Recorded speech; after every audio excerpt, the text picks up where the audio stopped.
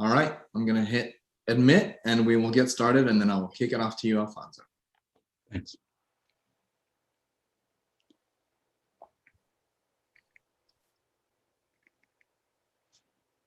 Good morning, everybody. Thanks for joining this morning. This past week, we passed a grim milestone for 18 anti-LGBTQ bills, the most recorded as having become law in any single legislative session. So to host this morning's press conference and kick us off, I'd like to introduce the president of the Human Rights Campaign, Alfonso David. Thank you so much, Wyatt. Thank you all for joining us today. I would also like to thank our speakers for joining us as well. We are here today to mark a deeply disturbing and dangerous milestone in the history of this country. A milestone that once again confirms that LGBTQ people are living in a state of emergency. And a milestone that demands action from all forces, from the private sector to the private citizen who support equality. The unprecedented coordinated assault on our progress is a life or death situation for millions of LGBTQ people in this country, but specifically trans and non-binary people. Legislators, in a doomed attempt to legislate trans and non-binary people out of existence, have targeted a vulnerable group and are prepared to assign their own young constituents to second-class citizenship. 2021 has officially surpassed 2015 as the worst year for anti-LGBTQ legislation in recent history. So far this year, 18 anti-LGBTQ bills have been enacted into law. States have now enacted more anti-LGBTQ laws this year than in the last 3 years combined. And many legislatures still have weeks or months remaining in their sessions. 8 additional anti-LGBTQ bills are already on governors' desks, awaiting signature or veto, and several more are continuing to move through state legislatures across the country. Many of these bills shock the conscience. Just last week, I was on the ground in Texas with partner organizations, grassroots advocates, and families to protest horrific legislation being advanced there. Texas legislators are trying to ban, for example, gender-affirming medical care for transgender children, care that is critical to each transgender child's health and welfare. One such bill has already been passed into law in Arkansas, and we're seeing bills advance across the US in places like Alabama and Texas. Texas lawmakers are also seeking to label a parent who supports their transgender child's health care as a child abuser. What this means, if this law passes, is that Texas will officially define a parent's love for their transgender child as criminal and could even subject parents and doctors to felony jail time. And in some states, they're even revisiting the old bathroom bills in an effort to discriminate in new and innovative ways. Of the 250 bills, of the more than 250 bills that have been introduced this year, 15 of them would prevent trans people from using the bathroom or locker room that aligns with their gender identity. There are 2 such bills on the governor's desk right now in Tennessee. One would retread some of the old steps that we saw in North Carolina, forbidding transgender students to access the restroom consistent with their gender identity at school. And a second bill in Tennessee would force businesses that don't actively discriminate against transgender people to post offensive red and yellow signs warning customers that there might be a transgender person in the restroom. So what is this? What are legislators seeking to do? What is the problem that they're trying to solve? Numerous times, lawmakers have been asked to name specific instances or examples that would necessitate these types of bills, and numerous times, they have come up with nothing. That is because there is no problem here. The problem that they see, but they won't directly admit, is that we exist, that LGBTQ people exist. And these bills are seeking to erase us. They pretend that our identities don't exist, and they score political points for extremists. We know this because they've already admitted that these bills are drafted and supported by anti-LGBTQ extremist organizations like the right-wing Alliance Defending Freedom and the Heritage Foundation, who have both been trying to deny LGBTQ people basic protections for years. In addition to the blatant transphobia and homophobia, these bills are also deeply rooted in racism and sexism. The images that proponents of these bills most often use are of Black trans women and girls. Black girls and women have had their bodies constantly policed in athletics and beyond, and these bills are just another hateful take. In addition to the phantom problem that they're creating, these legislators need to also realize that their actions have real consequences. Already, LGBTQ people and their families have had to leave their homes and move across state lines to protect themselves, to protect their children, to protect their futures.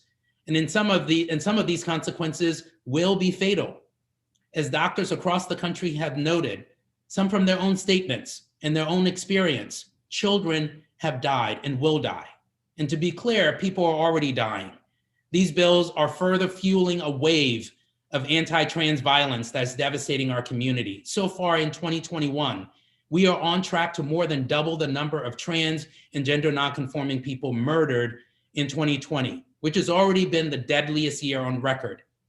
These bills are not only unnecessary and deeply dangerous, they do not also have the support of the American public. A recent poll conducted by PBS found that the vast majority of people in this country, including the vast majority of Republicans, oppose this kind of legislation. More than 95 businesses, with more joining every single day, have signed onto a public statement opposing anti-LGBTQ legislation in the states. These bills are bad for business because they're bad for employees, they're bad for families, and they're bad for customers. We certainly appreciate the support that businesses have given us, businesses who have joined this movement, but we need more. More needs to be done. We're asking business leaders to take action by adding to this chorus if they have not already, including joining our national statement opposing anti-LGBTQ legislation. Companies should follow up their public commitments with specific action, including potentially refusing to advance new businesses in states that are hostile to corporate social values and making those decisions public. We're also previously called on the NCAA to do more to oppose anti-trans sports legislation. In response to our outreach and to other advocates speaking out, the NCAA has declared that they will only select states for championships that are, quote, free of discrimination. We need to see the NCAA follow this up, follow their commitment with action.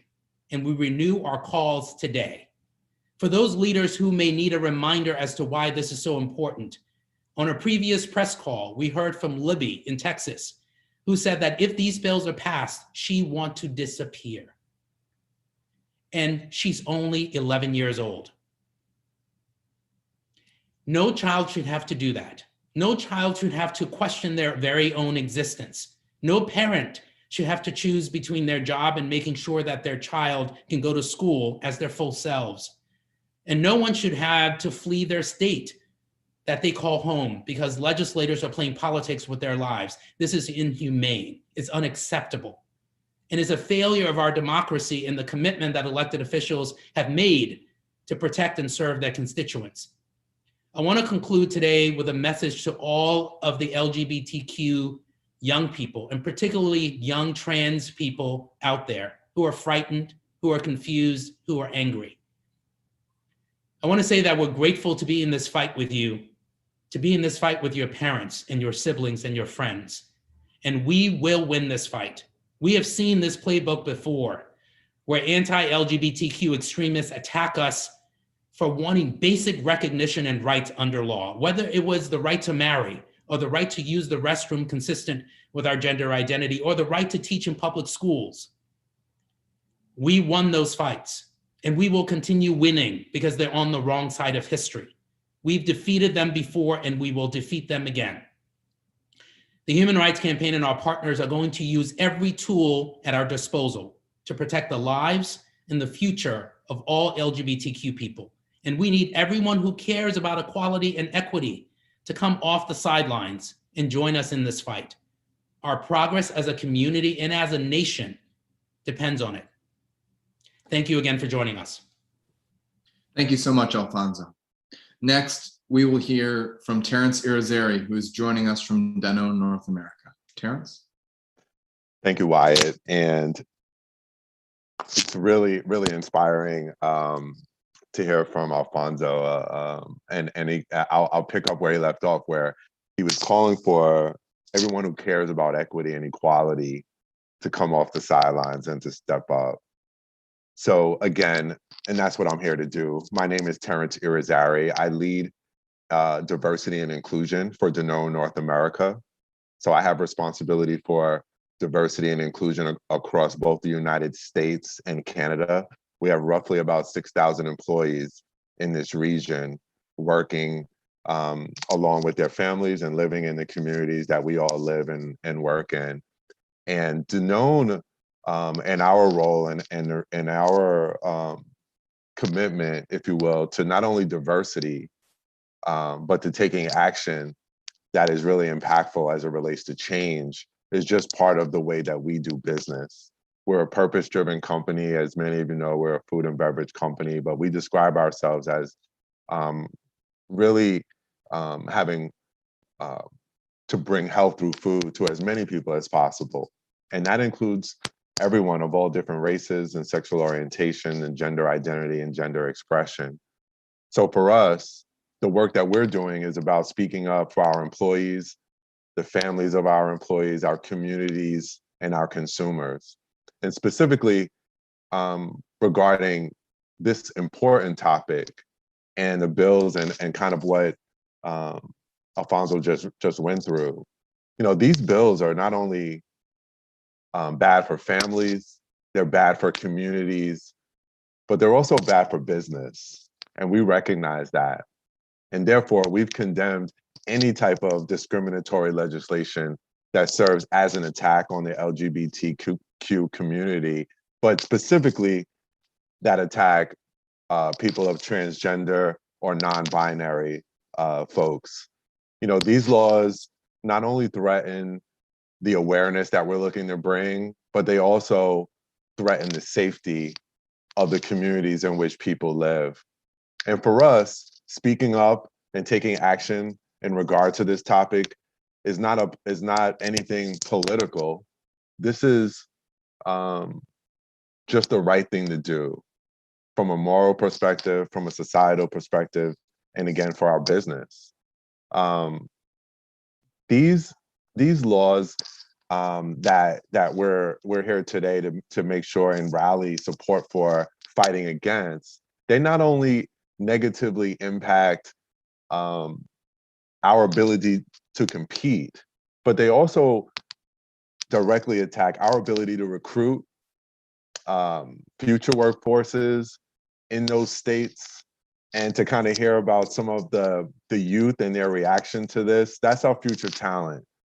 And for us, you know, we want to make sure that not only at Danone, but in society, that everyone has a chance to contribute to the maximum. So when states legislate and really go after what we consider to be anti-inclusive type of laws, it not only harms transgender individuals, non-binary individuals, but it hurts all the families in those communities. And that's why for Danone, this is a really important topic that we want to make sure that we use our voice to speak up and be able to support the equality and the equity of all individuals here in the United States. So with that, I'm really proud to be here, to be part of this conversation and to represent Danone North America on this important topic. So thanks, Wyatt. Thank you so much, Terrence. Next, we'll be hearing from Dr. Dina Adkins, the pediatric endocrinologist at Duke Health in North Carolina. Dr. Adkins? Hi, thanks for having me. I am happy to bring my voice as well to this important topic. I have been working with transgender youth and their families for nearly 10 years now, and I have experience with over 400 kids and their families. And the work that we do is so important. I came to this work just knowing that I was saving lives. That's what I came into being a doctor for, was to save the lives of my patients. And there's no other place where I feel as strongly that the work that I'm doing is doing just exactly that. If I can bring down the suicide rate from 40% or more to, less than 1%, then I mean, that's just an amazing outcome. My patients and their families are so grateful to be able to access this care, and it is keeping them happy and healthy, out of the hospital, alive, being fulfilled in their lives, getting jobs, going to college. It is so exciting to see my patients and their families just bloom into the humans that they can really be and meet their potential. When I see them, when they come in just the darkest of places, it breaks my heart. And so this experience is just fantastic to be able to do this, and to see that potentially be taken away from my patients and their families is devastating. The kids out there in communities where this legislation is occurring have already begun to just have, they're dying. They're already dying, and more will happen if care is not accessible freely for our kids. It's very, very important that we, as a community, come together and let our legislatures know that there is no reason to have these bills. They're banning life-saving care. They are interrupting the health and welfare of these youth with the bans on access to sports. Sports is one of the biggest things you can do to develop physical health, leadership, improve nutrition. And kids in elementary school, middle school, high school, college, they need access to this to be healthy. And keeping them out serves no one's purpose. There's just no reason to keep them out of this other than to other them and make them feel different, which is already a big issue for our kids. And we're trying to fight that every day.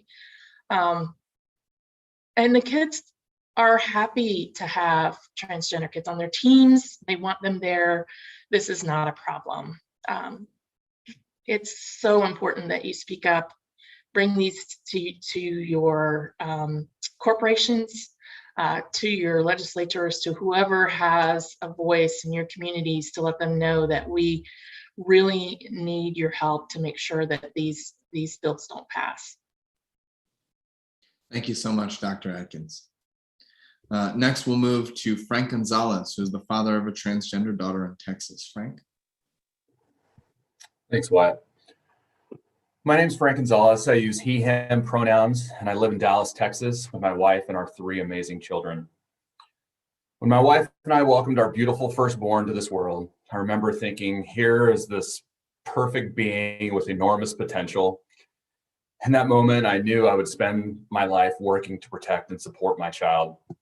But my expectations of parenthood were met with unexpected challenges. Never did I expect to be raising a transgender child. When my child gravitated towards princesses, sparkles, fairies, and preferred playing with little girls, I struggled with giving my child the space to explore and play.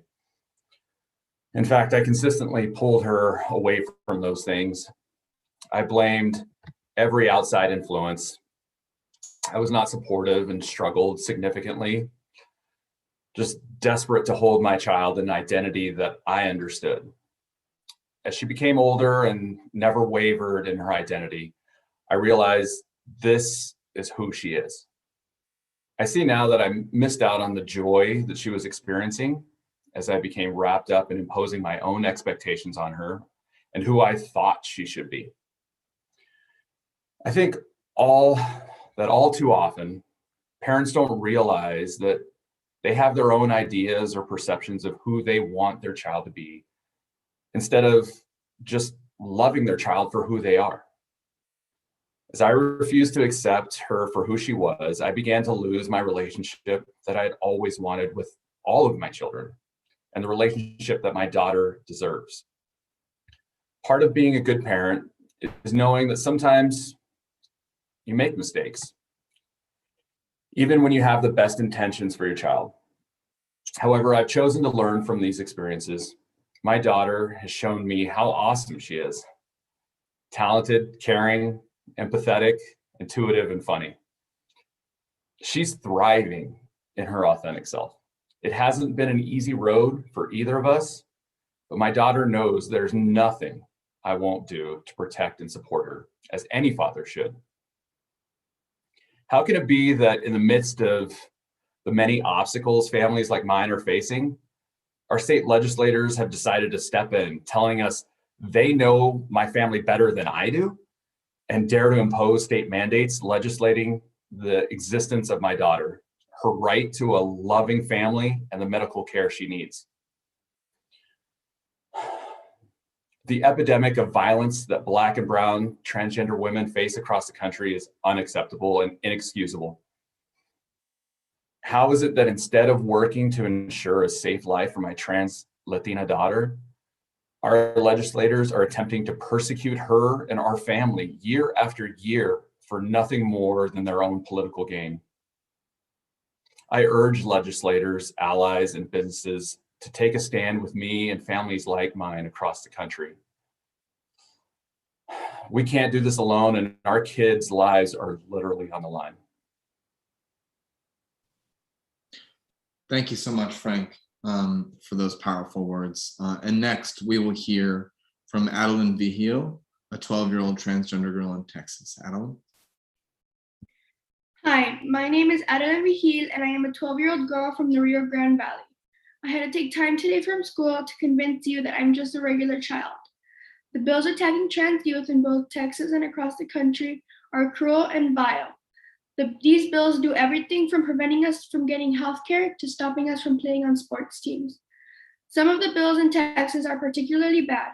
My parents and other parents of transgender kids shouldn't be charged with child abuse for simply loving and supporting their kids as we are. These bills are simply an act of transphobia and hatred. It makes me so nervous and anxious knowing my parents who love me deeply can be charged with child abuse when they are just supporting me. I know exactly who I am, and my parents love me unconditionally.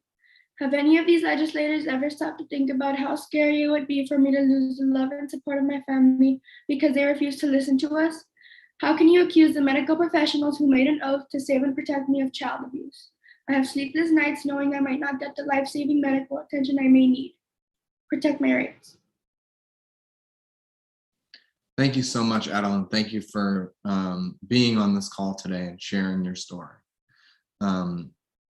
I want to take this opportunity to open it up to questions from members of the media who are joining today.